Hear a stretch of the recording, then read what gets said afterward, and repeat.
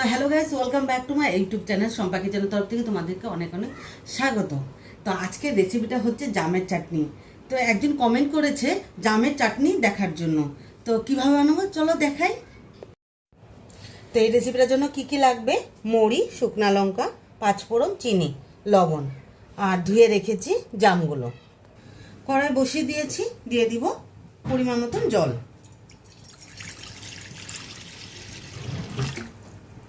ধুয়ে রেখেছি জামগুলো দিয়ে দিই। জামগুলো দিয়ে দিয়েছি, সিদ্ধ হলে পরে জামের বীজগুলো বের করে নেব। তো জামগুলো সিদ্ধ হয়ে গেছে, তো ঠান্ডা হলে পরে আমি বীজগুলো বের করে নেব। তো বীজগুলো বের করে নিয়েছি, এখন পেস্ট করে নেব।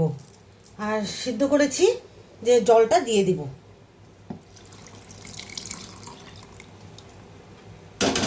তো চলো পেস্টটা করে নিই। প্যানটা বসিয়ে দিয়েছি, তো মুড়ি আর শুকনো লঙ্কাটা ভেজে নেব।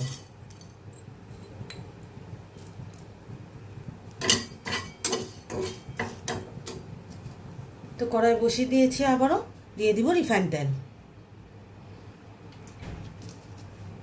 তো তেল গরম হয়ে গেছে, দিয়ে দিব পাঁচফোড়ন।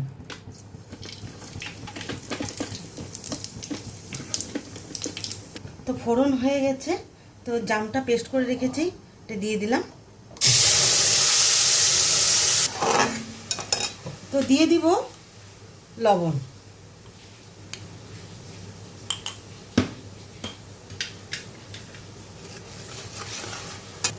তো দিয়ে দিব এক বাটি চিনি।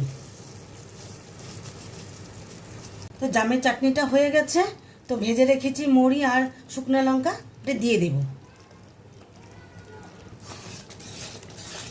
তো এখন নামিয়ে নেব। দেখো দেখো জেলি টাইপের হয়ে গেছে।